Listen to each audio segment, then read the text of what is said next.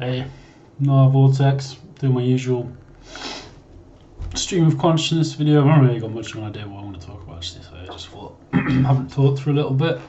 I haven't done talking head vid for a while, so I'm fine fucking do it here.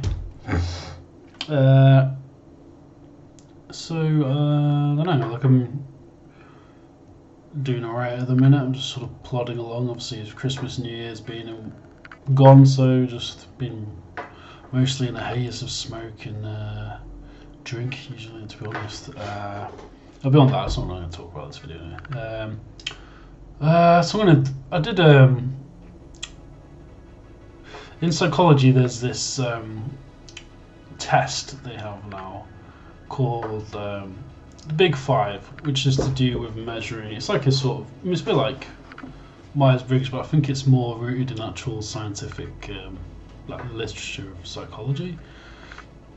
So I actually I did a test. I was actually on the train back up north, and I did a test of this because I thought, why not? It'd be interesting to see what my results are, I guess. And I thought,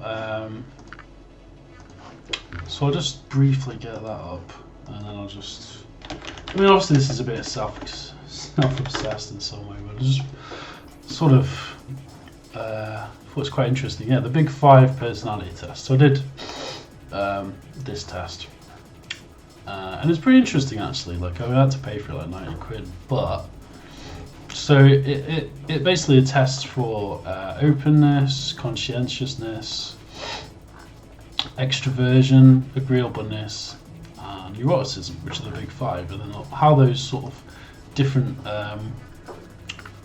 personality traits interact, create your sort of the map of your personality. So when I looked, so I did the test. It's fairly involved. I mean, it's the usual thing. You just sort of rate on a scale of 1 to 5 how much you agree with with a proposition or a statement. And how much does it relate to you? So the thing that really screams out as being quite unusual in sort of like the rating is openness. So openness is an individual's tendency to think in complex, abstract ways. So people who are high in openness are abstract thinkers, or people who are low in openness are concrete thinkers. So my score for this is a pretty whopping 98%, so almost 100%. The average is actually 58%, so that's quite a significant. It's quite significantly bigger than the average, actually. So I guess that sort of makes sense to me because I'm an abstract thinker. Most people don't understand me. It's a gift and a curse, really, in a lot of ways. But fuck it, it's what I'm stuck with, unfortunately. Well, fortunately, it's a gift and a curse. There's a bit of both in it, for fuck's sake. But yeah, basically that. So yeah, people high in openness are creative, unconventional, imaginative, original, and artistic. So I guess that makes sense. People low in openness are practical. Yeah, I mean, basically everything that would, that sort of makes sense in terms of like, I don't tend to think along prescribed lines, and yeah, I'm a very abstract thinker. I like thinking abstractly and connecting disparate, separate fields of knowledge to create new knowledge fields, if you will. So I guess that makes sense. I'm not going to go through all this. I'm just going to sort of give it my conscientiousness is a bit lower than average. So my conscientiousness, which is persistence, determination, achieving goals, blah blah blah. So mine's a little bit lower, so that means I probably have a problem with motivation sometimes, which does ring true actually. So my score is 48%. The average is 55. So yeah, it means basically it's slightly lower than average conscientiousness, which is, yeah, I mean, I do tend to be rather disorganised, but I can pull myself together when required. But yeah, another one that's sort of unusually, I'm not surprised by this result, but my extraversion is, what is it again? It's like 31%. That's quite low. The average is 51%. So yeah, that's actually really rather low, which makes sense because I'm an introvert. I don't really get energized by being around people for long. I really like being on my own. Like, I mean, it sounds psycho. So to some people, I imagine this sounds crazy, but really, I can take or leave people all the time. I like being around them sometimes. I really like hanging out with people, and but I actually prefer my own internal world in a lot of ways to the actual world out there. And I don't like the expectations that a society that is funded on extroverted values. I don't like the pressures that are put on me by a society which is mostly dictated by a sort of extrovert values. Really, I think a lot of society and the media and culture is just superficial, and I'm not interested in it really. So I guess that fits. I mean, that almost makes me sound like I'm better than any of that. I'm not. I mean, I've got my negative sides as well. I'm pretentious, and arguably anyway, I'm pretentious, sort of ivory tower, whatever. I don't give a fuck really. Really, quite honestly, I'm just like, I am me. Fucking take it, leave it, or fuck off. Pretty much. And yeah, like, I don't see what the problem is with that. Like, if you don't like me, don't talk to me, don't interact with me, and I'll do likewise. And what? Fuck's sake. So I sound quite angry there, actually. It's just this probably sounds a bit aggressive, but fuck it. Really. Agreeableness. So again, this is quite low. Put the needs of others ahead of their own needs. So it's about getting along with other people. Basically, mine's quite low. It's 40%. The average is 63. So I'm actually 20% low on that. This makes sense to me. I'm not really. I mean, I'm not selfish, I wouldn't say, but I'm not. I'm not going to hold my tongue in case I offend someone with something I say or think. I think it's a very weak position intellectually to be like that. Anyway, to be honest, I think it's a weak position to intellectually just sacrifice, something that you have gathered to be true because the group might be offended or whatever. Like, sort of. I've talked about this before. I'm very individualistic. I don't give a real fuck about how you feel about something if there is a sufficient evidence that something is true. Then, in a way, sort of. I don't like Ben Shapiro, but fuck your feelings, Like, it really has no bearing on the truth. Seriously. Like with religion, it's like, I don't give a fuck what you believe, really. And you can believe what you like. Obviously, you're free to believe whatever you like. And well, this will maybe come off as atheist, edgy boy, but I mean, it's all bunch of shit. I'm not gonna, soften how I feel about that. It's all crap. Every religion really is just organised. It's organised chaos. It's just, obviously that kind of leads to a sort of emptiness, really, but potentially, but really, I don't know. Anyway, rambling a bit now. So below agreeableness, neuroticism is a bit higher. So neuroticism is pretty obvious. What that is, it's just how you react to stress, how you get negative emotions. My score is 62.5, the average is 54, so slightly more neurotic, which again makes sense really. I certainly do occasionally suffer from blocks, which is a consequence of overthinking, I think, and also overthinking which leads to stagnation. So the way I try and work through that is even doing something like this where I just do my little vlog and just ramble and just fucking release all that pent up mental energy, I suppose. But yeah, I know I have therapy as well. Therapy's been really useful for that. So, and it doesn't mean that I just. The good thing about therapy is that I will regurgitate all this shit that goes around my head, and then I'll get an actual perception from someone who's an expert on the mind as to the validity of whatever I'm thinking, which is useful to if not to, if you're somewhat neurotic, you're always going to be somewhat neurotic, you're never really going to get rid of that. And neurosis in a way can be a driver as well. It can be interesting, just to dive in and figure out what's causing those neuroses. You can always everyone's going to be repressed and neurotic on some level. Repression, in a sense, is actually the price for functioning in on whatever level you want to function at in society. Because if I like, take for example myself, or not just anybody, like, say if I don't know, I was at work and I didn't get on with somebody, for example. I don't know, say you had a real asshole boss, like the worst fucking kind of cunt that you can work with, who's just micromanages, passive aggressive, doesn't communicate. Like we're talking, I mean, I'm pretty okay to work with, I think, but like I'm saying, if someone was really just the worst, just imagine the worst fucking boss you can imagine. Like you might want to fucking talk you in a way. It depends what position you're at work. I mean, I'm lucky in the sense that with work now, I'm generally quite independent. I work remotely and stuff. But if I was working with somebody who was just being a proper cunt, I'd probably just quit the job, to be honest. Like really, I don't value working for a company or corporation that much. Just to, if someone's been a proper twat, I just fuck off and find something else. Seriously, to be honest. Like yeah.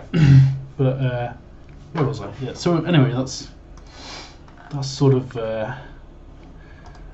one of the main interests. So it's got all these like diagrams in it as well. Like one of the really interesting things I've found, which I'm not sure how usual this is. This seems like an unusual pattern. So you get these like sort of diagram patterns. My core pattern. So this is the role I take when approaching the world. Now the interesting thing here is obviously analytical thinker is the main part of that diagram. It's the biggest. So it solves logical problems with rational complex analysis, innovative ways to improve systems. Now that makes complete sense. It sort of matches with my typing as an INTP. But the interesting thing is only slightly smaller is the empathetic idealist. Uses insight and creativity to help others.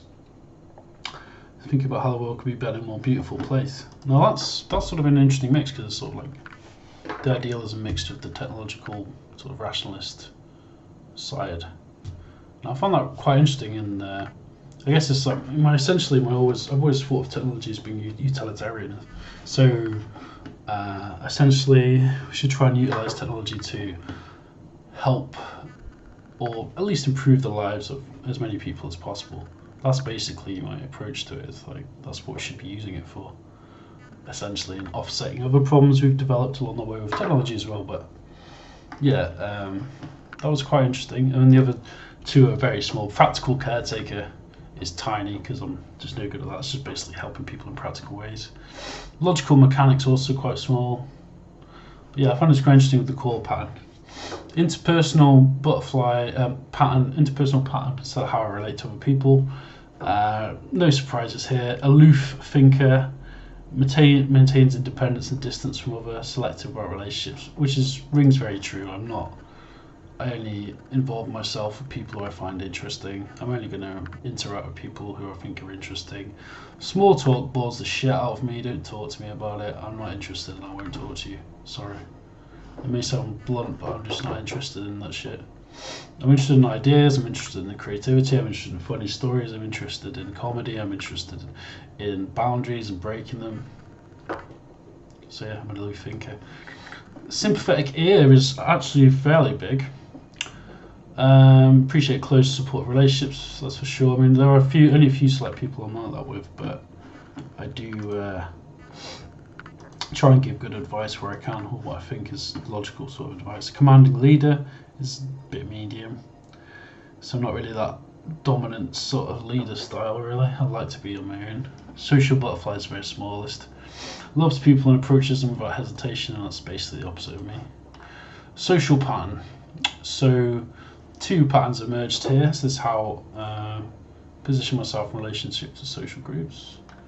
So the biggest one's anxious alienation. So again, I'm being an angsty bastard. Feel a sense of being uncomfortably different, rarely meets others' common interests, often feels alienated, excluded with society. Oh man, that fucking burns.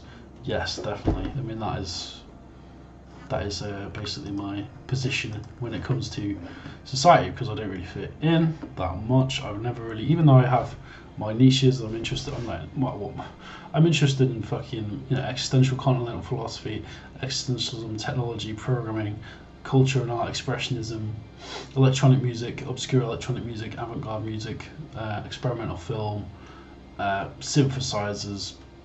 I don't know, Russian composers from the 20th century under Stalin, like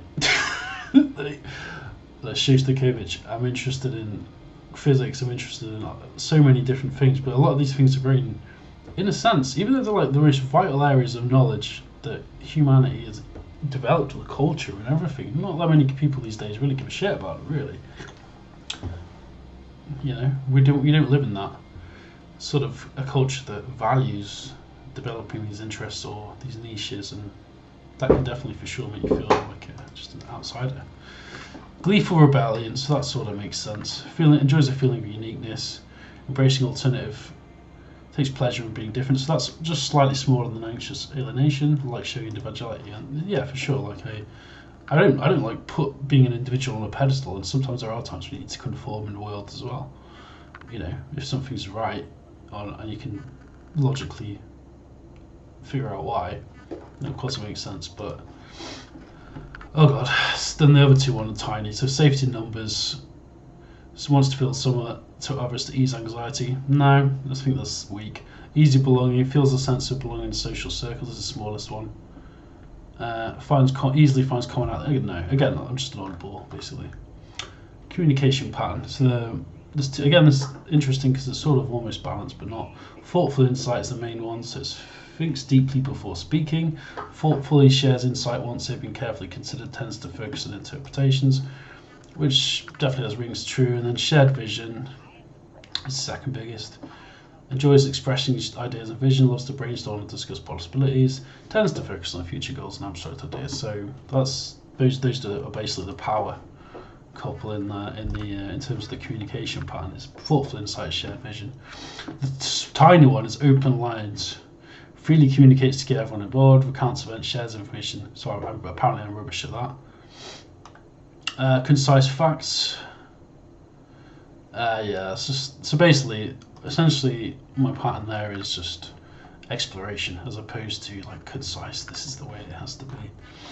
Emotional pattern is actually there's an obvious pattern that's dominant here, but it's actually not too badly balanced. There is basically the dominant one there. So pattern of emotional experience, mostly gloomy, which is no surprise. I'm a philosophical pessimist. Tends to be somewhat glum. Rarely feels strong positive emotions like joy or excitement. Easily becomes anxious, sad, and angry, which definitely does ring true. I'm not very good at managing my emotions. I again alienated somewhat, and I am mostly glum. I'm a bit of a melancholic goth bastard, really. Second one is even keel, mostly calm and placid. Again, sort of blunt emotionally. Full spectrum's a little bit under that. Full range of emotions. But yeah, basically the thing that emerges there is mostly a sort of pessimistic approach, and sort of depressed. Motivation pattern. Now this is actually one of the most balanced of all the graphs actually. So there's two main things that emerge: scattered anxiety, difficult time focusing on work, stay motivated, which is definitely true. Anxious diligence, highly motivated to achieve goals. There's a weird thing there, like scattered anxiety is slightly bigger. So it seems like there's and then the other two are sort of just a little bit smaller, almost the same size. So that's fairly balanced actually for my motivation pattern. And I'll probably just try and wrap this up soon because it's quite long actually. I forgot what it is. Productivity pattern. So there's a definite pattern here, like dominant in the graph. Bright ideas, so most excited when exploring ideas and possibilities. Less interested in taking action, so I like starting things more than finishing them, and sadly that's true. Has big innovative ideas and formulates plans to put these ideas into action. Persistent in chasing even the most ambitious goals, so when I actually can follow through with them, then I can get stuff done like that. And then the other two are tiny, like adapt to action, wanting to see quick results. I don't give a fuck as long as I really don't. Reliable results, system. So again, it's like more the open-minded path. Rewards pattern. There's so much of this actually. I completely forgot. I did pay 9 quid for it, so you'd hope so. So, attitude towards life. So, laid back. Basically laid back. Has little need for excitement or achievement.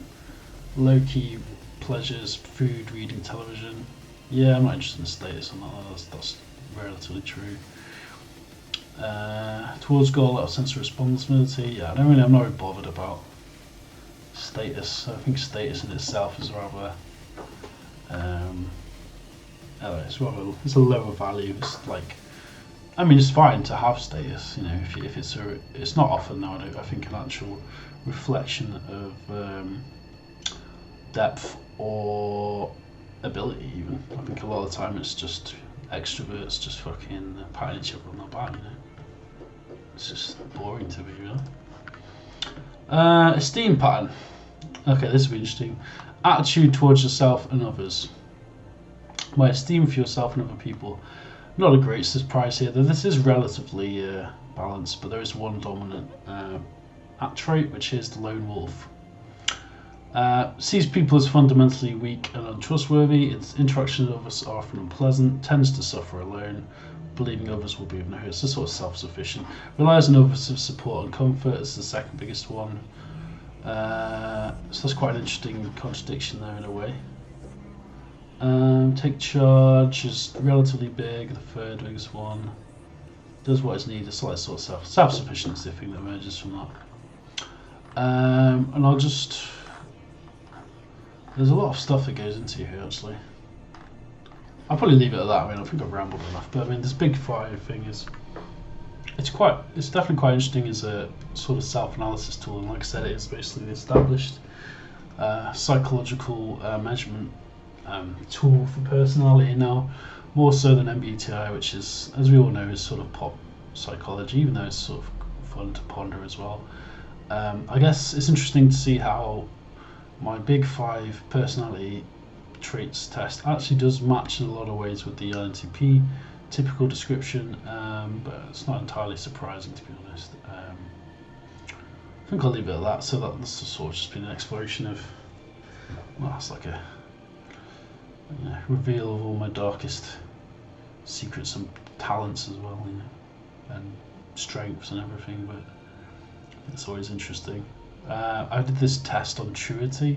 You have to, like I said, I paid like 19 quid for the full results because I thought, why not? I've got some money, I might as well try it out. It's quite interesting. It's probably, I mean, if you're really interested in doing, you know, therapeutic work or you want to understand yourself better, it's probably worth doing, I guess. It's a fairly in-depth report. I mean, like PDF I got was like, 14 pages long, and it's got nice diagrams it's generated. It's so good. So yeah, I guess that was my exploration of being a creative lone wolf who alienates people. Peace the fuck out anyway, man.